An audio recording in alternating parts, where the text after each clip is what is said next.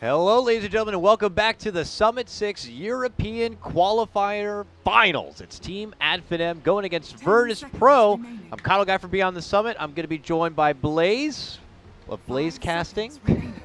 Blaze, Finem versus Virtus Pro in a American Qualifier Final. I think we've seen this before. Yeah, we have, but I hope we haven't reverse colonized over to America. We are here in Europe, and it is going to be the Phase 2 Grand Final for this slot. I'm pumped, man. I mean, we've seen this matchup before. In round 1, we got to see Finem versus Virtus Pro, but I feel like the Summit history for these teams goes back a little further. Oh, it certainly does. As I was attempting to allude to before I had that crazy American comment, was that these two teams have squared off in the past. In fact, just last Summit, at the Summit 5 European Qualifier Finals, we saw Finem versus Virtus Pro, but it ended a bit interestingly. Virtus Pro ended up winning the series, only to find out later that they had some secret special help in that, who was it, Aloha Dance? Mm-hmm. Or Aloha Dance was actually Mr. No One, Blaze. Indeed. Now we have no one here actually on Virtus Pro, so this time it should work out. Yeah, but this time it's legit. This time it's official. This time is not even a legal stand-in. It is an official member of the roster as the CIS shuffle has ensued. So this is going to be 5-on-5. We'll keep a close eye on their juggernaut items, but no, it's going to be an awesome best of 5. I really can't wait to see what these teams bring out because Finem have really stepped it up this series. Like, I looked at their performance in other tournaments. Obviously, we saw the BTS series where they kind of fell flat, and even most recently, like Face It and stuff like that, they were losing to Vega, and I was worried that they just get 2-0'd by Liquid, out 100%. And we never get to see these guys again. But no, Finem really stepped up their game. They dressed to impress. They were really able to showcase really what they're capable of. But at the same time, we just got to see VP handle Team Liquid 2-0 in not even 35 minutes per game. So they have to be coming off a pretty good hot streak, some good feelings there. I really don't know what to expect with this series, so it definitely makes it much more intriguing for me, and I'm right there with you. I mean, based on what we saw from the BTS Europe series, Finem wasn't really having a good start to the season, so I was pleasantly surprised to see them go so far already through this tournament and make it here to the grand finals, and now they're just moments away from just having another visit out here to LA. We'll have to see if Virtus Pro are going to stop them in their tracks. They have a pretty nice start to the draft, though. The Precious Drow Ranger has found her way through the initial banning phase and ends up into the hands of Virtus Pro. Finem could have snagged it for themselves, Blaze, but they opted to go for the Bat Rider instead. And we already know, due to that very recent change that dropped as of last night, this Flame Break no longer will stun or stop channeling spells, stop TPs. And, well, Finem don't care. They still say he's a solid pickup, and they're going to go for it. Yeah, so the Enchantress ban is the one that stands out to me the most because VP haven't run that much Enchantress, maybe a couple of games in the past dozen or so, and but they did last pick it in the last series. So we're able to see exactly what Lil was capable of in that hero. Dropping his items, so I don't actually know what he built up. I'm sure you recall a few aspects of that performance, but in general, they just show a lot of respect to that. It's like, normally, the way a best of 5 develops, draft-wise, you would expect that to be a second phase ban, and then a first phase ban, and try to like block it before it gets picked up each stage. But they just go outright, and they're like, no, I don't want this, and I'm curious if that's going to be the way for the rest of the series. If they're just going to straight up lock in one of their bans from Game 1 to Game 5. But you'll never know. We'll see. For now, though, we do have some heroes in play that did get some minor nerfs, like you mentioned, the Flame Break of the Bat Rider. Drow Ranger's damage got reduced a little bit here, as well as her strength game. So late game, she's going to be a little bit squishier. Mirana's nerf, another slap on the wrist. I expect by the end of the nerfs to Mirana, that Starstorm's Ags is going to be the same cooldown as Starstorm itself, just 12 and 12. Right now it's 12 and 10, but no matter the case, good burst damage, pretty much offering everything. But this is interesting. Abaddon is one of my favorite heroes just because he's so powerful in reactive play. He's able to do so much when there's hard, long-duration disables on targets, and Lion's Hex actually fits the bill for that. Even at level 1, it's 2.5 seconds, so getting a well-timed Aphotic Shield on a Hex could really change how the fights play out. And of course, it allows you to get very aggressive in this offlane situation, whether it's a Slaughter, Abaddon duo, or something else. It's a great hero. So I'm really excited to see what it's capable of, but if you do cast the Hex on the Abaddon, you can't use your ultimate to take it off because you are silenced while you're hexed, and the same goes for the Waning Rift. So I feel like they have some tools to deal with it, but at the same time, Abaddon is still a really interesting hero when it comes to these heavy clashes. I agree. It definitely feels like, in officials at least, Abaddon is just much more of a niche pick, and unfortunately why we don't get to see him really in the light of day. But I do agree with all your points as far as the utility he's going to be able to bring with the help of the shield, being able to get rid of the Hex on any sort of ally or a Fissure Stun, or even now a Silence coming out from the puck. But obviously he will have to step himself away from so much crowd control. Now it's just so much, though. I mean, when you consider all these factors, even with the puck coming into play, Abaddon is certainly going to have his hands full as a defensive support. So we'll have to see if it's going to pay off for him or not. And if aggression is the name of the game on what you're trying to get at the start of this one, that seems to be just kind of Virtus Pro's motto. So it just fits all accordingly. I'd love to see full-on aggression. I'd love to see like a Centaur last pick and just have like these heroes. Yeah, you kind of wishy-washy who's the support, if it's the Abaddon, the Mirana, or whoever, but it doesn't matter who farms because you just run over your opponents. You just get so much aggression and you're able to get right up in their face. Centaur Abaddon is something that like Goblak used to draft up a lot, and you get the double edge plus Aphotic Shield burst combo, which can take somebody's health down to half immediately. So really cool, but no matter how they choose to run their targets down, the draft is showing that they're looking for early tempo. They're looking to make sure this isn't a farming game, that the slots don't get padded out to 6, that they're pretty much going to be taking the game by storm, by force, over the next 30 minutes. And Finem are going to try to slow that roll a little bit. They're going to go with the Slark, a hero that can kind of go in and out of the fights pretty effectively. And the one thing that Abaddon doesn't bring to the table is good lockdown. If Curse of Avernus is not really the biggest thing you're looking for. So in general, it's, you dodge Crush, and you're pretty much golden as a Slark, and I think he's going to be pretty confident moving forward here, especially one as experienced as Madara. I was going to say, and you're talking about a confident Slark, and then also in the hands of Madara, who's probably one of the most notorious Slark players in Dota, or at least this is the European scene. This guy just does ridiculous amounts of work, and did so in the Summit 5 qualifier, so we'll see what he's going to be able to do here. A lot of signature pickups, actually, because Thug Puck is also just kind of a tradition. All right, is this support Weaver? Please, Lil? Oh, my goodness. They are doing it. They're doing support Weaver again. Are they going to try to do a dual lane between the Weaver and Abaddon? Just get some casual shields off and just Sakuchi in? Supasha is going to be the farming core on the off lane, even though it's Abaddon. He's not too farm dependent. He can. Everything is pretty much like. The most important thing is getting range, so you can cancel the Batrider Lasso. If you can get an Ether Lens or a Blink Dagger or a Force Staff or whatever to make sure that you can always break the Lasso, you're golden as an Abaddon here. But of course, you can go for the right-click build. You can go for like Phase Boots, Vladimir's. I've seen like S&Y and Basher. It's really go deep into it, but it really depends on how public they want this to be. But the main point of focus here is going to be the Weaver. A lot of people have not seen Lil's support Weaver. You're expecting something similar to what you get out of the PA, with a little bit of less of slowing. Weaver's faster, but he's less effective at locking down his targets and slowing down his targets. But he's going to keep the bugs on. He's going to be continuing to reduce their armor through things like Blightstone, maybe Medallion. And just continue to bring in a lot of physical damage. On top of that, his main core item buildup is going to be the Aghanim Scepter, which will allow any one of his allies to stay in the fight for a very long time. When you've got an Abaddon fighting it with the Mist Coil, with the Aphotic Shield, continuing to bolster and heal up everyone, and then you've got the reset button of the Weaver Aghanims on such a short cooldown too. That Aghanim's upgrade is absolutely insane. It's only 16-second cooldown.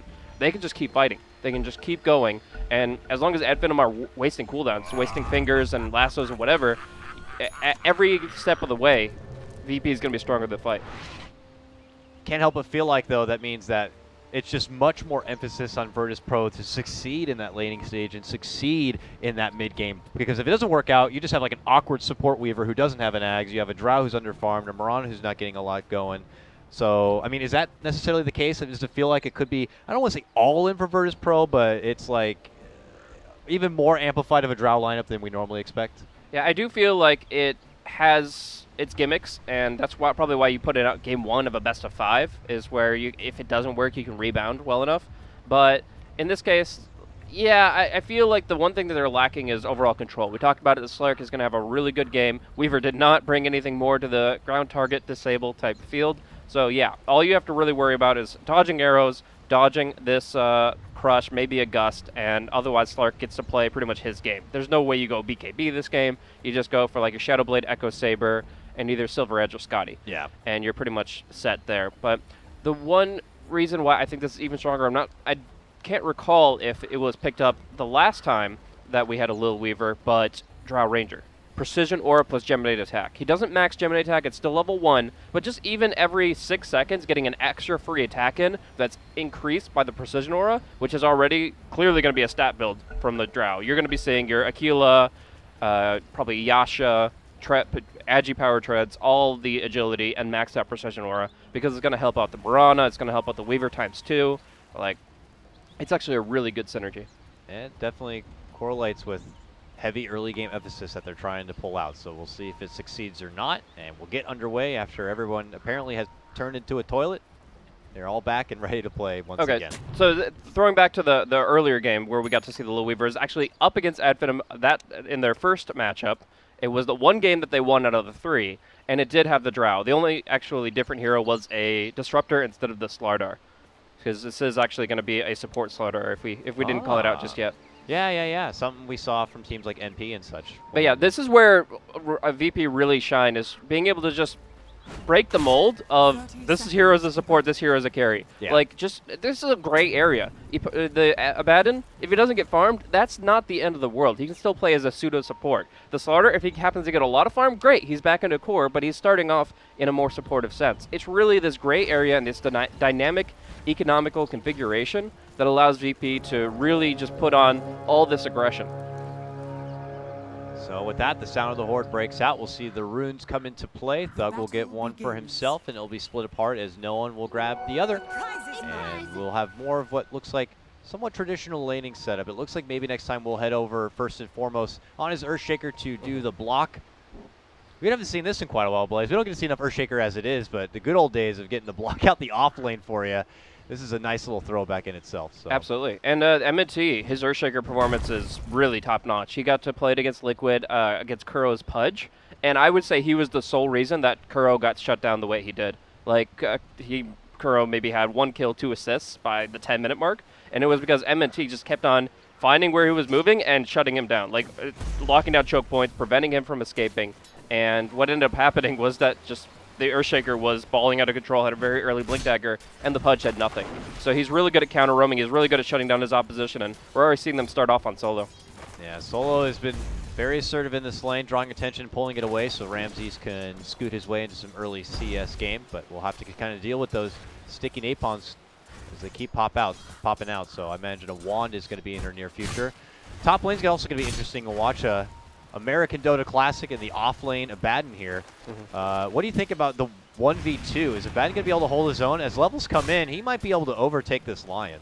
Yeah, it's kind of an interesting position to be in here. I guess I assumed that the Weaver would be joining him at level 1, but it's much more likely now that Lil is going to be rotating maybe level 2, level 3, and getting involved at that point in time. For now, just doing a bit of jungling. That's where it does feel like it's more Lil trying to channel in that old support PA style. So Kai saw it build, hanging with the early aggro lane at the start, builds in some own levels, working with the pull camps, and then, oh yeah, maybe his level 2 comes in and he has the Sakuchi to work with, plus a Gemini or Swarm. It looks like, yeah, he won't with the Gemini. Oh, and Finem are going to be dropping the first blood onto Pasha in that top lane as they will strike down the Abaddon. Yeah, Abaddon is one of those heroes that you think that he's really durable, but that's only because of his ultimate. At level 6, this hero is essentially unkillable for all intents and purposes unless you have an insane amount of lockdown. But prior to that, he's actually very, very weak. His nuke is actually self-damaging, almost as much to himself as his opponent. And then the fact is he only has 1 armor. He got nerfed, I think he had 3 armor, and he was picked up every game. And then they're like, nope, just too much. Increase the damage on miscoil to yourself and reduce your armor. And now this hero is actually one of the squishiest in the game. Definitely on his team. Whenever you have an Abaddon on his team, you always focus him, not his allies, because he can make his allies tankier. He can remove their stuns, he can heal them, but he can't do that for himself. So we'll have to just kind of settle for what it is. Doesn't have an Iron Talon or anything like that to work with, so we'll just kind of go to the camp and find his farm there for now. We'll touch base with the mid lane. No one's Mirana at 11-2 CS to match up against Thugs 10-3, so they're matching up pretty neck and neck with Mirana getting the slight XP advantage. Maybe next time is kind of walking around, scoping things out. Thought he might have been able to make a stack, but it looks like he'll just kind of head back towards Skylark's side. His Bat Rider's currently at 7-2 at level 3. Has to watch out for Solo, trying to sprint in for the crush. Will get it, but just a casual bit of harassment to try to keep him away from Ramses.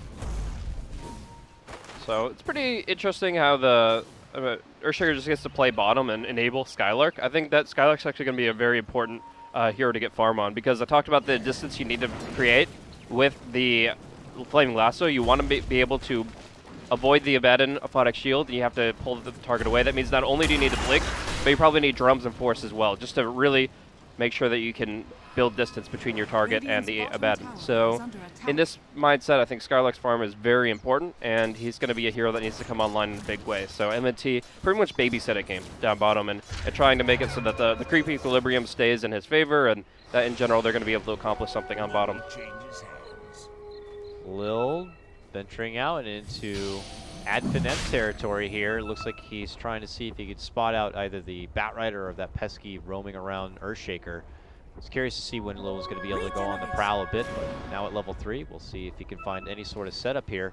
They planted a nice deep ward as well in this bottom lane, so they're definitely looking for any sort of approach they can make onto MNT and Skylark.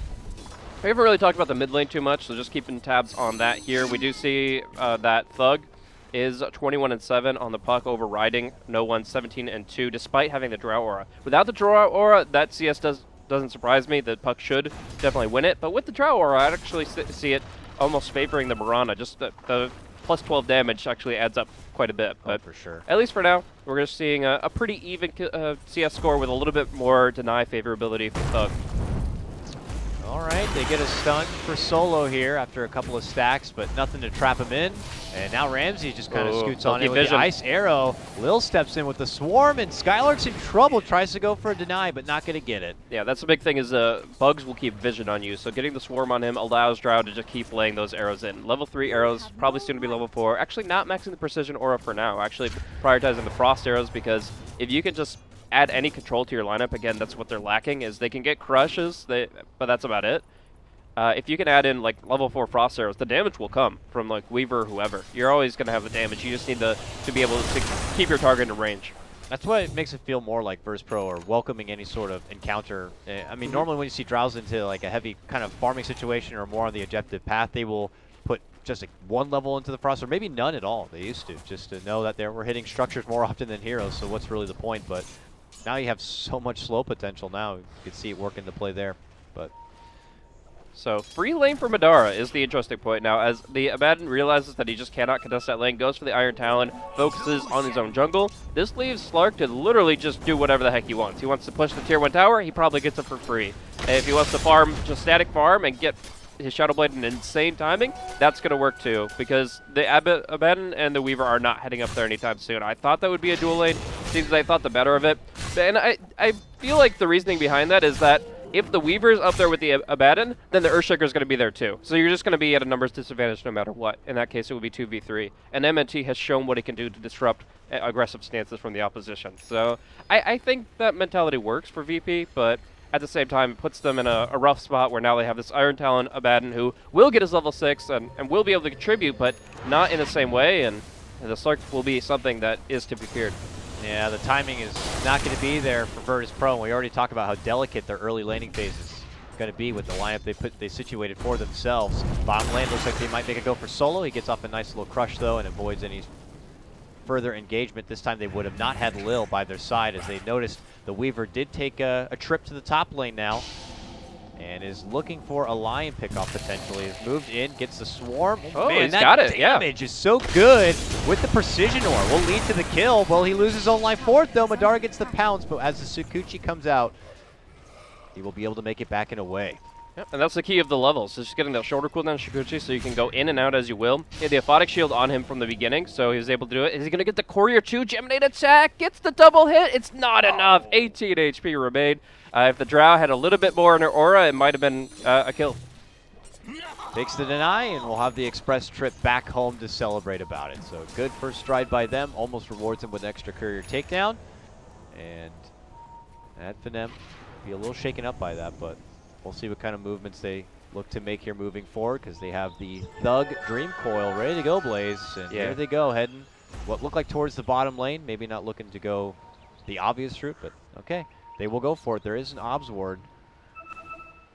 And this is the advantage that Watching them Advenum's draft has right now is, yeah, VP have tempo. They can fight at any moment, but when cooldowns are up, Advenum still have the better heroes, I think. Like, obviously, getting things like Dream Coil and Lasso out into fight are game changers. So if Thug has that available and is able to make the rotations when he needs to, it's definitely going to come down to how VP weathered the storm when the cooldowns are there. Lil has spotted Spartan again. He's actually still dead. Yeah, dishes out everything No, he with can. Thug there, never mind.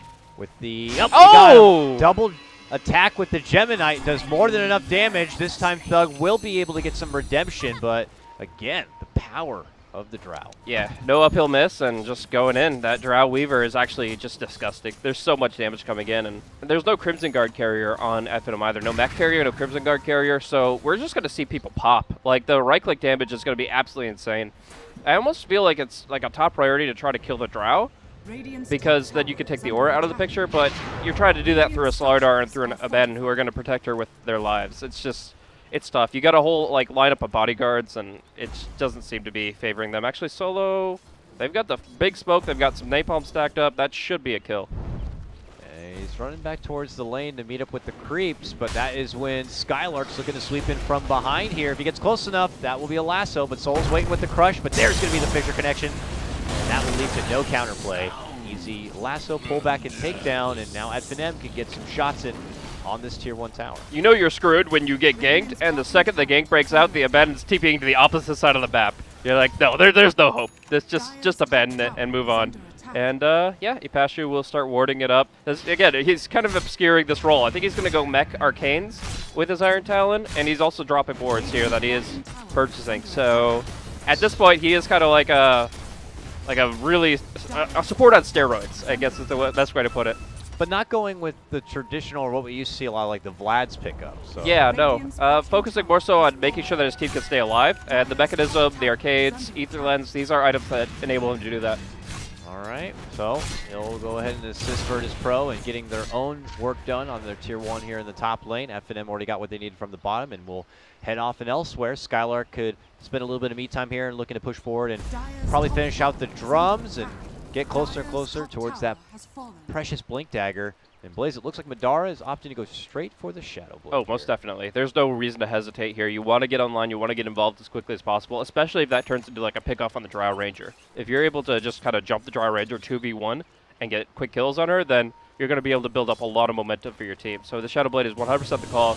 The question is whether the sentries will be there from VP. They know the Shadow Blade's going to be at a pretty early timing, but this early, it's hard to really chip in the economy to actually counteract it. Looks like we're going to have a smoke here from Finem. They get all 5 hands on deck, and they begin to migrate up northern as they already see the approach from No One, who has been pretty much doing his own game here. I mean, 0-0-0, inching towards an Ags. They would love to stop her in her tracks, but as they make their approach, it's witnessed, and there's going to be the Moonlight Shadow arrow to fly. Not going to get connection on anyone from Finem's side. There's going to be the Flame Break buff back, but without any sort of detection, they can't find their lasso target, and it looks like Virtus Pro will be able to weasel away from any sort of trouble. That's a big waste of time for Advenum. Going for a 5-man smoke rotation like that and getting absolutely nothing out of it is really unfortunate. At least they are able to get this ward in the central jungle, and that gives them kind of a safe space to work with, but this second smoke is actually really important. Did they see it? The arrow coming through, most likely. Yeah, I got connection on Thug right as he disappeared, and Virtus Pro will be able to stump back-to-back smokes potentially here from Finem. Huge grab for them, so they'll make the most out of the situation. Spartan heads right towards the Ancient Camp and does get a nice little opt ward up to the high ground. And they'll just have to pull off and just get back to the grindstone a bit. So I don't know if this means they need to just truck on forward, try to get Thug like a Blink Dagger going for himself, but I don't know. Did they miss just a huge window there and have to get back to the drawing board? Because it looks like Virtus Pro are looking to make their own moves soon. I mean, they just burned all their smokes, right? Like, they only have maybe 1 left available. Actually, it doesn't even look like that. So no, maybe next time sleeping at the wheel a bit. Solo just casually runs right up to him, up into the high ground, and hits him with the crush. But from behind, Spartan with the stun finger combo. Still not enough to get the finish on the Solo, but with a right click, they will be able to get it done. Now No One stepping on in. Madar looking to square up, gets with the pounce, gets the finish. Double kill for the Madar Slark on this one. Lil in the mix, Sakuchi and company with Pasha. Meanwhile, there's going to be the lasso pullback. Skylark brings Ramses in close under the tower and towards his partner in crime, Madara. Allows Madara to get into the mix. And the orb will get great the finish. play from Thug. Very nicely done from Finem. Thug in particular was able to get the silence on Abba right when he was casting the miscoil. If he miscoils Drow, they keep everybody healthy, they turn it around, they kill off the Slark, and the fight is lost. That one silence from Thug combined with the orb out, beautiful plays, and they follow it up with another kill under the tower. And they're not done yet. They might even get Lil. They stun him under the tower, but it looks like they will eventually be pulling off. But my goodness, talk about all the people who are rewarded from it, Blaze. Your Madara gets a double kill in that mix. Thug gets a double kill in that mix. He got a Blink Dagger now. It looked like he just got that Veil. Oh boy, Madara had just picked up that Shadow Blade, and he's on the way towards an Echo Saber. This is scary for Virtus Pro. They're the team that had a hotter start, but now they're just, it's all taken away. Yeah, with those smokes, it was very clear that Finem wanted to use their cooldowns. They were hungry to make the most of the time that they had, get those spells out, get a couple kills with them, and get them reset before VP are really ready to start their big push. Because if you just let the tempo draft build itself up until it's ready to deathball, then you're in trouble, because even then it might be too late. But in this case, they are able to make use of their cooldowns, not on their terms. They weren't the ones initiating that. It was actually VP who went for the play, but just some really good reactionary movement, some really good usage of the silence from Thug, and they're able to just steamroll through it. I also really like the play from Skylark, the lasso coming out. He was dueling it out with the Drow with only maybe 100 HP left, but he's like, screw it, drop the lasso, this will buy time for everybody else to get in position. They're able to focus down the Drow Ranger, and from there, the fight is in shambles for VP. So they're back to the drawing board now. Ramses is farming up Ancients, and they're having to spread the map on their own side. Yeah, he'll have to just kind of make up for time here. So are we already looking at a position where Lil could be in a bit of an awkward spot on this Weaver? You're playing the game at the start like that support PA where you're making an impact, and here he'll make a bit more of an impact possibly.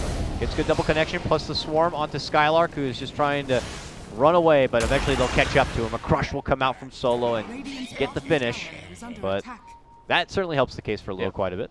Much like the synergy between the Slardar and the PA, and able to amp damage the daggers so that you just keep on throwing them out. The amp damage with the Swarm and the Geminate, you're able to just do all this crazy physical damage. You're going to have an insane stack of negative armor. At minimum, just between Medallion and amp damage, you're already looking at 17 negative armor.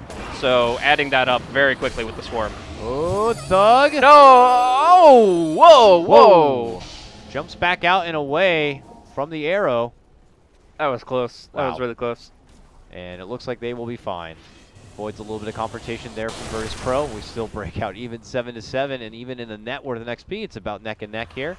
Just about 16 minutes into our Game 1 final. Yeah. A lot of things going right for Finem, but VP still have a lot left in their arsenal. The Weaver should still be quite effective, just based on the draft setting that he's in with the Drow and the Slardar around him. And now we're actually going to be seeing this Axe pick up on no one in about 500 gold, and that's another power spike where they're just putting out a lot of damage. And once again, Finem are not mech carriers, pipe carriers, Crimson Guard carriers. They're going to be taking all this damage, and they're not going to be able to heal it up. They have to execute every fight perfectly, or VP will still have more damage. Okay. No one confidently jumps in, looking to go for a grab on the Earthshaker, but will not be caught from the arrow. And we'll opt to pull back instead. Madara was thinking about heading that way. He's flexing another sword as he's got his Echo Saber now complete. Mid lane, look at that. They force out Pasha's ult already. Just Thug kind of getting in there. And Madara is still on the prowl. Thinking about coming in for a snipe. No one is nearby. It looks like they'll head out the side door here just as them wanted to make their approach. So they'll settle for the tier 1 instead. Nearby though, Spartan's been spotted. Lil hits him up with the Medallion. He turns it back instead, gets him with the stun, or flies forward. There's going to be the time lapse. He comes right back to life, and they're going to turn it right onto Thug's head. Beautiful turnaround play from Virtus Pro. Spartan stuck with the Swarm, trying to get rid of it, but ends up in the back of Solo. Should eat one more shot and going down, but he gets off a stun. Walks back it away. Eventually, Miscoil will take him apart. And Virtus Pro will take the lives of 2. Good counterplay by them. Spartan just caught the wrong place at the wrong time. So much of this comes down to the silences. We're going to see an attempt to go into the pit up against a Bat Rider. Solo stuck on the high ground without a TP. Nice bump back there by Skylark. Forces Virtus Pro out from the Roche pit, and they will claim the life of the Fishman easily. Yep, no problem at all. We're going to see the arrow come through, but the phase shift will dodge it, and the Slardar will be fish food. But all the same, I don't think that Finem can actually do this, Roche. It's interesting that they're trying. I guess they're just poking and prodding at it before they make their way away, but so much of these skirmishes come down to the silences. Right there, we got to see the Gust barely connect on Thug right before he was going to go ahead and Waning Rift the Weaver. If he gets the Waning Rift, the Weaver doesn't time-lapse, and that's a kill snowballing to another and another. But instead, it's the Gust that prevails in this case, and Ramses who gets the last laugh. And he's actually going to be going for a pretty unique pickup here in the Shadow Blade. Yeah, we've seen the Slark almost every game, but Drow Ranger, I expected a stat build, and here we have a bit of a mix. Yeah, I'm not sure what the Shadow Blade really tells you about a Drow. It's not typically in the cookie cutter buildup, but now just looking for their own cheeky pick-off approaches and then followed up with quick tower takedowns. Yeah, I mean, what you could do is if the Thug doesn't have a Eul's yet, you could go ahead, Shadow Blade up to him, get one hit in, and then Gust him, and then kill him off before he can react, and that could be really good. Otherwise, you're probably just looking to build up Silver Edge. Not only does it mute the target or break his passives, but it will also reduce his damage output. So you can throw that out on the Slark and make it so that the first half of the team fight isn't really contributional for him. If you're reducing incoming damage with something like a Silver Edge, it gives more time for Abaddon to keep the heals flowing with Mechanism and all his spells. Plus, she'll just have a good chunk of life with her as well. Yeah. I mean, if she does go down the Silver Edge road, that together with the Dragonlance, she will not be a squishy target at all. And after Thug gets off his initial 1-2 punch, he will still be there kicking bottom lane. They make the jump for Pasha. Borrowed time will be popped. And they'll try to walk him home a bit, but they will not be able to lock him in place. And they'll opt to pull away once he starts making good distance. So another thing that would be really good about the Eul Scepter, if Thug does pick it up next, is going to be the ability to stop the borrowed time. Like, essentially, the borrowed time, you pop it, then you pop the Euls. They're not obviously taking any damage during that time period. So when it ends, it's about the same time that borrowed time is finished. Pasha is in trouble once again, and this time will not have the ulti to bail him out. Madara snipes him down and is now dominating. But Lil looking to make a go for Spartan. Can he get the finish in time? No! Makes it back to base. Radiant's top tower is under and in the meantime, there was a mid fight where essentially the Drow just Shadow Bladed up to the Earthshaker and did that exact thing. Just Gust, attack, and quick and easy kill. All right, so we got one apiece with the core bad going down on one side, who is just trying to complete out that mech. Will be delayed a little bit further from it. And is that the trigger point here for Virtus Pro? What is it they're looking to pull together before they really make their advancement at the end? At the end of the day, they are a Drow lineup after all, and you still got a tier 1 hanging here in the bottom lane. There's work to do on the map, and they already tickled at the Roche a bit. I imagine that's still on the agenda. I think the mech is the biggest thing. Pasha has been working on that for a long time, and they probably expected him to get more out of the offlane, or at least the jungle, Iron Talenting. But yeah, in the end, he's still working on the mechanism, still not there yet. He's going to get it about the same time that Solo finds a Blink Dagger, which, as we know for Slardar, is a big enabler for his initiation. They lack a troll, so getting the jump like that is going to be big. You can probably even set up an arrow with it. So I expect big things with the mech and the Blink Dagger come online for VP. In the meantime, Slark is actually going back for the BKB. I said I don't feel like it's a great BKB game. Madara feels differently. He's like easily top 5 Slarks in the world, so I'll hand it to him. If he wants a BKB, the man gets a BKB. We'll see how good it is going to be for them. Apparently, that even if it's just the silence is crippling enough. Yeah, if it's a Gust that's bothering him, then why not? Yeah. Just keep him in the fight, keep him on the Drow Ranger. That's the big thing. Here comes Virtus Pro, smoked up, heading right towards that Roche pit, but the smoke is popped, and on the high ground, it's the Lion who's able to spot it out, and he makes a nice, quick, cute little TP as Spartan towards the tier 1. They know that Virtus Pro want the Roche, so they get at attendance and ready to contest. Very awkward for Virtus Pro. They were hoping to move in there and get the job done fast, but it looks like it will be bunked. And here's the smoke that is coming out without being scouted, and Madara's leading the charge with a 10-second BKB. This could be tremendous for Finem. They're lingering behind, trying to finish out a camp. They might want Lady Drow, but they're going to be settling for they can't even insta-kill. Finger, fast and furious. They'll be able to get the quick snipe. Now moving in, they're going to go ahead and get the Sun on Soul. They're looking to go up and above as they get the finish on Ramses. Yes, they'll do it. Mega kill from Madara. Virtus Pro have to get the hell out, but as she leaps away, she gets pounced on and pulled right back down, trying to hide under the Moonlight Shadow and under the tower, benefiting from that extra armor aura. Is it going to be good enough? Pasha mans up, goes into borrowed time, and Finem might be running low on fuel, but here comes no one. Jumps in, beautiful double Star Storm, will be able to get the finish on one, almost loses his own life, leap back it away. Nice disjoint sidestep there from Thug. Avoids the trouble on the puck, but they still can't get the finish on for no one. Thug still caught in the mix. They wait for her to come back out, but she blinks away. Arrow, woo, sidestepped, still amped, He's still in dead. sight, no mana. He's got to be dead, right? No way home. Finally will go down.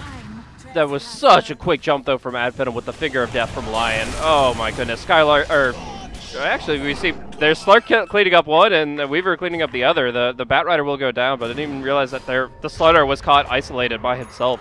And, of course, that's how fish feed. But all the same, in this case, the big thing for me is just the liberal use of the Finger of Death from Spartan. Like, yeah, they had a lasso on their target, but Abaddon was about to shield that off, no problem, and that would have given Lil the time to reset. But no, he's just like, boom, Weaver's dead, and that started the fight off really well. Because then the BKB Slark could just stay on top of the Drow Ranger, bring a lot of pain.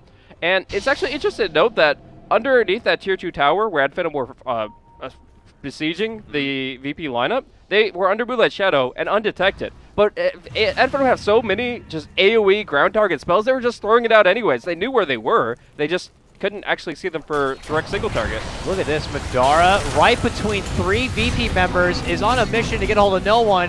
Forced to pop out his own BKB. No one will be able to make it back away, while Lil, close to the rest of Adfinem, will eat the crush, and the dunk comes out to secure the finish. Solo is going to get lassoed up and pulled back, but they are going to be able to get the save with the shield. Eventually, they will drop him in the end, making it a 2-for-1 trade. They're not done yet. Madara and Thug looking to pincer and get the cutoff on Pasha. It looks like they will be able to do so. There he goes. The Abaddon Knight will fall. The only survivor being Ramses on the way out through the mid lane. Big fight once again for the Greeks, as they will claim the Lies of 4. Honestly, this just cue the Jaws music. Madara is circling like a shark here. He had 120 stolen agility in that. The big thing here is like, yeah, you can Paro time, but Abaddon is not killable, but he's still hittable. And that allows him to continuously lose his stats from the Slark. He's just a big sponge where Madara's going to soak it all up, and now he's large and in charge in a big way. We knew that it was a good draft for him. He's got all the items he needs to make it work, and now they're going to take Roshan as well. Virtus Pro have to be very scared right now.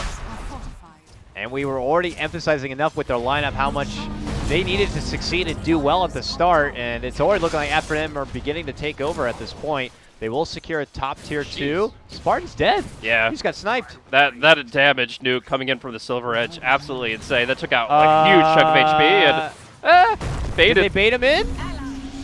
Did they bait him? Okay. No Moonlight Shadow. He's not done yet. Ramses is just not looking to let it go. Solo helps him out, and they get the quick snipe takedown of Thug. Wonderfully done by them. And the classic picking up Sentry Wards as soon as you just get screwed over by Moonlight Shadow. That's the thing. It happens a lot in pubs, but happens occasionally in pro. It's like, oh, we actually just forgot a round of detection. One round of sentries, and that costs you the kill. In fact, it costs you another life. And the fact that the puck and Earthshaker. And I don't think at any point you want to allow this Drow lineup to even get close to your base. Even if you feel like you're up and ahead in this game, she will still do work. Look at this. This tier 3 is almost going to be going down. She's got that slow, low ground sieging power. Madara doesn't care. He's going right in. They're in biz, but it doesn't seem to matter as the Sentry War comes down and the lasso comes out into Lil as soon as the Aphotic Shield's on cooldown. So they get that done. They put a lot of pressure on saving Ramses, who will be able to make it back and away, but the fight's not done yet. Madara eats a wealth of damage, and that will force the Aegis to be popped.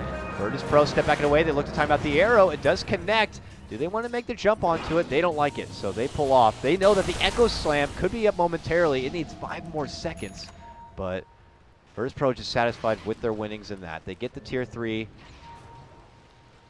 They walk on out. So, I mean, that shows the confidence of VP when Thug is not in the picture. They win in against the Aegis Slark, they're against a Batrider defending high ground. They're like, well, this is a good opportunity. Let's try for it. And it ended up exchanging pretty evenly. But I really like, obviously, Skylark's timing on the lasso.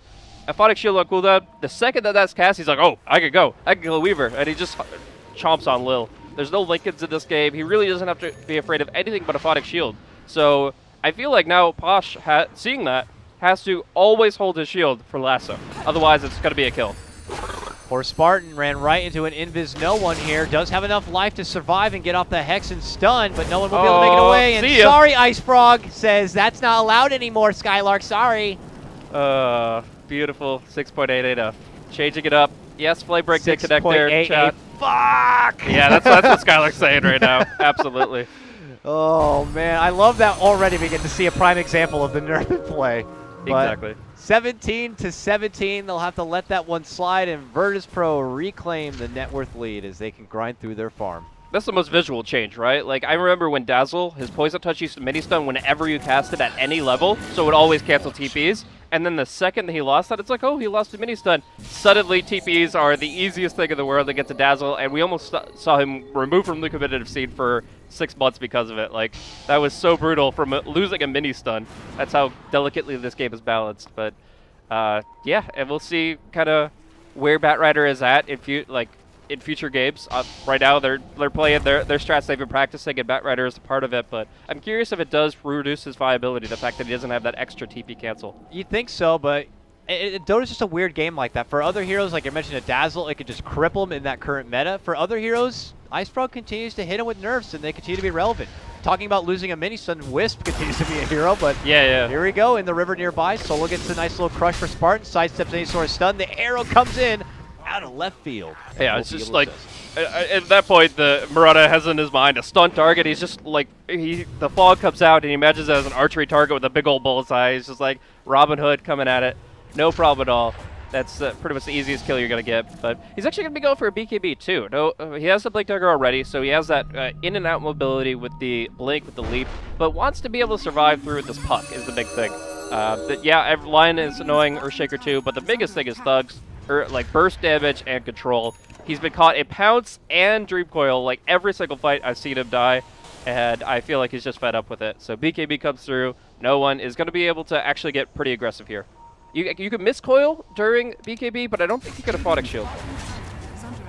So we'll probably have our answer soon. Yeah. So if you BKB a Mirana, I believe that you can still lasso him perfectly fine, because I don't believe you can Aphotic Shield a BKB target. Yeah. It says pierce the spell immediately. No. So I'll trust the tooltip on this one. I played enough Abaddon to be pretty confident in that as well, but one of the few, I guess. He's actually getting pretty close to getting those Greaves now complete, and that will certainly help to kind of sustain power here from Virtus Pro. And as you mentioned already, BKB now coming in order for no one will help prevent, because I mean, look at Finem's lineup, you can't really fault him for it. I mean, the huge amount of control they provide for their team is simply ridiculous. So looking to prevent a lot of the extra CC. Here comes Virtus Pro inching towards this bottom lane, where we already have Spartan setting up shop here for Gem, True Sight on the Slaughter. This is big. Whoever holds the gem holds the game in their hands, I would say. They both do. And they both saw each other and just walked away. Yeah, that's really a big deal. Whoever loses this gem is going to be in a really bad spot, because obviously the Silver Edge Slark, he's going to be on the prowl constantly, and we have the Weaver and Chikuchi, the Drow Ranger and her Silver Edge, or the Moonlight Shadow for the entire team. No way. Arrow, not going to catch, but they know Spartan's in there, so they smoke him out, and they quickly bring him down. A lasso snag will pull back Solo. Madara goes into the mix, looking to get the grab from Pasha here, but that Moonlight Shadow, they hide under the darkness and move back it away. Now Madara eating all the shots here. Needs to try to make it out, goes into Shadow Dance, puts his focus on for no one, while Dunk does come out back in behind. Finem just on full retreat mode, it looks like, as they pull up and out. Pinging inside the trees, nobody's in there. Well, Thug was, and he's able to orb phase jaunt through, and still has the Euls available, so they have a lot of tools at their disposal to go right back in, and Madara gets a flank on Ramses. Moves in, gets the grab on Drow, pounces her down, follows it up with a nice little stun. They need a bit more. She's trying to hide, but she can't make it away. They got the vision and the stalking power, and they'll be able to bring him down. Now it looks for no one here. Jump on forward. She desperately leaps back and away. Dishes off what she can with the Starstorm, but it's not going to be good enough. It's Finem's fight to take as they wipe the floor with 4. And that's a disadvantage for going the Silver Edge on Ramses. Sure, it's great for those surprise attacks, and you're able to get some value out of the active, but the problem is you're lacking the Hurricane Pike. So in those situations, you're just run down. The Slark can stay right on top of you. Maybe he'll go Scotty next, and you have absolutely no way of disengaging. Slark goes in with Silver Edge, with BKB, and with a gem, and you're absolutely screwed. With Pounce and Echo Saber, he can stay on top of you for as long as he wants to, and Abaddon can only keep you alive so long. But once again, I love how well they're playing around this Abaddon. Like, whenever the lasso comes out, the Abaddon is disabled. We had the Blink Waning Rift, and the Hex come out simultaneously in the Abba just to cover the lasso, because they know it's a kill. Ooh, maybe next time gets off a fissure to try to stop a bit of this pressure, but they will finally be able to bring him down. Jumps in now from Skylark. And a coil now. Someone's got to pay the price, and it's going to be Solo. Gem. And that is a gem going to be handed over. Finem will take and hold 2 now. And as they still muscle through, they see some other VP members in the neighborhood. Lil spotted and trying to make his way out. Can he get out of the fire escape and find his way back home. No way. No way. They see him. They're Madara, hunting. He's going as deep as he can. gem. Space created, boys. Oh, godlike for Madara. 11-0. That's just a Madara game. I mean, the draft was perfect for it. Like, it was a great last pick. It was actually probably a mistake that VP didn't ban it, considering the heroes that just weren't capable of dealing with it. Like, in the mid game. In the early game, anybody can deal with a Slark to an extent. But in this mid to late game, they don't have the heroes for it. Not even close. Like, Slaughter is the only hero that you can say, like, is 50-50 against Slark. The rest of them are very poor.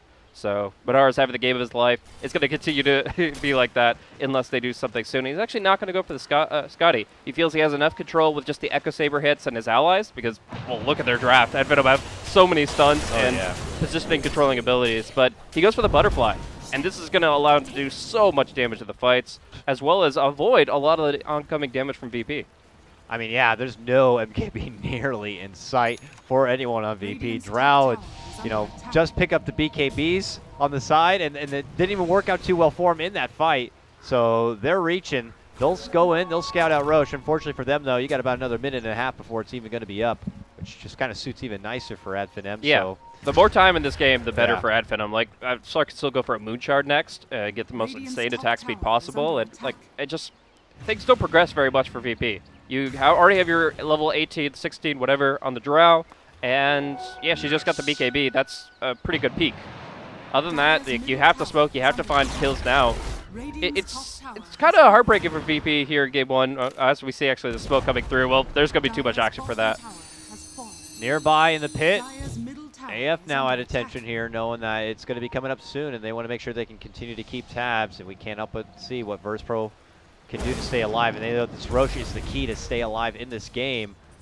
Ooh, that Batrider committed to the lane, he would have been in a world of hurt, but obviously, without seeing anyone from VP on the map, things are a bit fishy here. We look at the vision of Finem, and it's actually pretty restricted as far as anywhere on the southern part of this map, so they're going to be fighting into VP in the dark.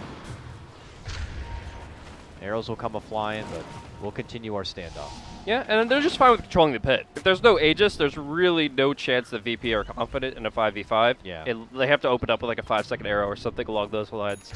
So the way I see it is that VP, they had a lot of ideas and aspirations with this draft, but it feels like Finem have found the answer and have weathered the storm of what part of this draft is actually the most difficult to deal with, which is that early game, the laning, and the early pushing stage, which Finem have just trounced. I mean, consider the fact that just a handful of minutes ago, they were pushing top lane with Thug dead. They took a tier 3 tower, and then they got kind of pushed back. If we look at the graphs, you can see that they had a 3,500, almost 4K net worth advantage, and that has quickly fallen to closer to like 3K the other way. And I don't imagine it flipping back around anymore unless VersePro can pull out one hell of a comeback and maybe get a hold of this Roche, but now they're just being pushed back further away from where it's safe to get in for this Roche. Eventually, Finem get the equilibrium back in their favor in that bottom lane, which allows them to move into the jungle. They clear out the VersePro wards, and VersePro have been making it for it by trying to push back this mid lane where they could end up running into a bit of a confrontation here. Skylark is nearby with an invis, scouts out C Solo, grabs with the lasso, pulls him back inside the team. The pounce is actually going to miss, and it forces Madara into a silence, so he's going to have to BKB and fight. Can they get the finish yet for Solo? It doesn't look like yet. No one's trying to jump into assist him out, but now it's caught up in a bit of a mix, and it's going to be forced to TP and fail. Tasha also caught inside, though, tries to go for his own Valiant TP, but that ain't going to be happening. It's another fight for Finem as they claim more lives. 2 more dropped, and that will allow him to go to the Roche. Yeah, that was probably one of the most chaotic fights you could ask for, and still, like, nothing came of it for VP. Just absolutely no chance for them to really go forward. They're too afraid of the Slark. They're too afraid of all these controlling options, and they're just wasting BKB charges at this point, burning it both with the Mirana and the Drow. Drow in trouble. Drow dead. Oh, he just solo straight killed. Dead. Yeah, that was just a murder case This is there. critical mass, man. I actually don't see a way back for this. I would love to say that VP have all the options available to them, but they have to hope and pray that Madara makes a huge mistake. I don't see that happening for the way this guy and for how long he's played Slark. Those don't come very often, so here they'll begin to go to work. A glyph is going to be forced out as they begin their assault onto the tier 3. Top lane, though, we have no one. Already side the base where Araxes are exposed. They'll poke at him a few times, but yeah, Skylar quickly shows up and shows her the door out. But back at bottom lane, see Madara now beginning to go to work, crumbling on those racks. Lasso happens in the top lane as they pull back no one. I don't know if that was a canceled TP or not. He didn't actually commit it yet. While back at bottom, they will be able to get the finish. Solo will be going down. Finem take a tier 3 and a precious Rax, and they walk away. Yeah, no one just doing with them, trying to get a little more chip damage on the range Rax. So while there was that fight in mid, there was some creep damage onto the range barracks, which is going to be staying here at least 279. But yeah, they're just kind of trying to poke and prod, rat this game out. While Madara, he just wants to fight. He's in full fight mode. He's got 25 SHF stacked up for 75 stolen agility, and he's going to be taking this for a shot. But the question is even if he needs the Aegis. He has all these items. He has his Shadow Dance that he can be confident with. The BKB is pretty much always going to allow him to get his ultimate off at the very least. I would actually say Thug could take the Aegis, that he could get his Basher up. But it looks like with the slot empty, Madara's going to take it for himself. Yeah. Seems to be their safer bet. I mean, who else will be the sieging unit when they have to go into high ground pushes? I mean, at this point, Virtus Pro could end up going into like more of a turtling strat for whoever's left, and I don't know, I guess they feel more comfortable having the Slark running up, hitting buildings, and having that extra life buffer. Wow, very surprised at that he actually ends up selling an item and then going ahead and putting the Echo Saber on the Courier for a short while. So resetting his item configuration entirely and looking for some big bashes. Oh yeah, he trades out the Echo Saber for the Basher for now. Okay. We'll see if he's going to be able to get some work in for it. Uh-oh, Lil gets BKB now and uses it. Yeah, so didn't go for the items this game, as we can see here. It seems like there's just too much control. The Earthshaker or the Lion. Earthshaker Lion is what killed the Liquid, honestly. Like the last game of Finem versus Liquid in the winner bracket final. Lion, Earthshaker, they were just slayers. Of course, I had some fun with the Twitter guy. Their mascot is a lion, so he said, how could a lion lose? Yeah, those are not in the meta, though, so how could they do so well? Old meta, best meta, I guess. Grab in, lasso pullback as they go for Lil. This time, no BKB will save you, sir, as they easily put him down. Pasha runs back in a way, but he'll probably be forced to go into borrow time. And that is just going to be more agility for Madara. 11. Taken away. I want some more. Boom, boom, bong. Give me the damage that will close out this game. Yeah. Talked about it a bit yesterday, but the big thing I would say is that people aren't used to playing against Earthshaker in general. Like, Thug, he'll be okay, I think. Though it has Pursuit with the Blink Dagger, but not the kill potential in terms of damage output. Okay, and he's just going to be locked in. Cute little play. They'll even get him with a fissure. There's going to be a leap out, slightly avoids a bit of the Echo Slam. And okay, well, buy some time. Madara actually drops pretty low there, but is able to just speed himself away. Dry Ranger gets that free guaranteed hit with the Silver Edge, which brings Slark low, but Madara just heals it right back up with his amazing passive. Yes.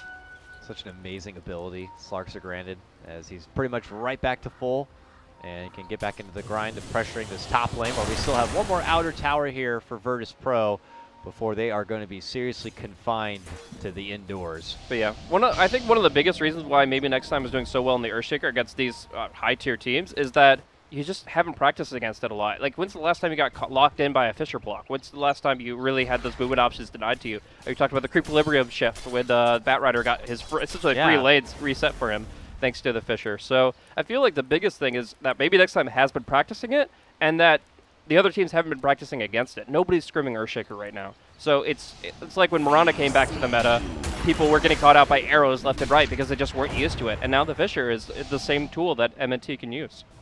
And obviously, like, these players have had experience in that particular meta going against Earthshaker in the past, but you're just there's a lot of time. The time dilation really changes the effectiveness of your ability to cope with this hero. Arrow is off the mark. I'm being able to get the connection for Spartan. Oh, nice shield. Nice shield. Yeah. That's actually the first lasso shielded. And that's not a flame against Hipashu. That's a commending Finem for how well they've controlled the ABBA at the simultaneous going of initiation. They're always synchronizing. They're always coordinating on the side of Finem. Well, they couldn't control him that time. Better get more control. Here comes the sheep stick now for Thug, as he already puts it to work. Jumping right on in. They get the grab on the Lil. No BKB is going to be had with that quick jump. And he's going to be put in the sidelines for nearly a minute without a buyback. And here come Finem, looking to close out this tier 2 tower. No one is caught on the other side of it. Dishes out the arrow and looks to make a retreat. And some from Finem might consider chasing, but they get right back to their priority and pushing down this tower. Yeah, kind of resetting it as well, using the BATs to make sure that no one doesn't keep cutting the wave. And actually going to be able to... No! Flame Break! Why? Again, canceled. Ice Frog laughs at you. Hex steals, not in range in time, but Flame Break. Flame Broken. That spell is destroyed. Like, who... Like, oh, honestly, who will put more than 1 point in Flame Break before maxing everything else out? I certainly wouldn't. What if they had, instead of just removing its stun capability, what if they, like, just reduce the range a lot, you know? I mean, that's obviously all the options that are available. You can play around with it. That's what they did. The Flaming Lasso treatment is they made it practically melee range from an extremely long range by comparison. But no, they decided the best option is just to make it not interrupt and to make it so he only has one way of canceling TPs unless he goes Yules. So either way, it is a broken the other way spell now. I really do feel like Flame Break is one of his weakest abilities by far. Just get 1 point just to get the ticks of your Sticky Napalm, but otherwise, it's kind of weak. I mean, you can manipulate player movement by bumping them backward, but I've seen just as many times when you accidentally bump them forward. Oh yeah, sure enough. It's a really hard skill to land in that context. Land Lasso, nice save of the shield, but they try to still burst him down with the help of the finger. They continue their assault. They're going to even commit the Abyssal Bash, all for solo, but they'll eventually get him down. He's going to be out a minute, no buyback for him. Jump in assault coming in from no one here as Madara does make a retreat on the back of his Shadow Dance. Makes it up to the high ground. Lil's already there, though. Nice coil, going to be committed, though. Jump in, follow-up. Echo Slam comes out from MNT as Finem will be able to easily take down no one. It forces out the buyback from Solo. The rest of Virtus Pro have to get back up inside as Ramsey sees about a chunk of his life. They get the Yules here, though. Set up looking for Thug, and it'll allow him to make a blink back. Yeah, but they're not done yet. The Slark heals up so quickly that just these two cores, Skylark and Madara, are always ready for the fight, and they're just kind of looking for the opportunity. Slark does not have the Aegis anymore, but even 5-slotted Slark is still very scary. Like, the gem was given over to the Bat Rider, the Echo Saber's at base, and he's still as confident as ever. No BKBs and no more buyback on Solo. Grab pullback for Lil. All the control that comes along with it leads certainly to his demise. Oh, can he get him in time? 3 seconds? Move in, Pasha. Not enough time to borrow, my friend. Down, and he can't make it out. His ult not ready to go, and that will lead to the game. Finem claim game number 1 of our best-of-5 final. The thing I like most about this is that it's very clear that Finem adapted their strategy and their mentality from when VP beat them last time. VP beat them with nearly this exact draft in their previous matchup. The only difference was Disruptor instead of a Slowdar.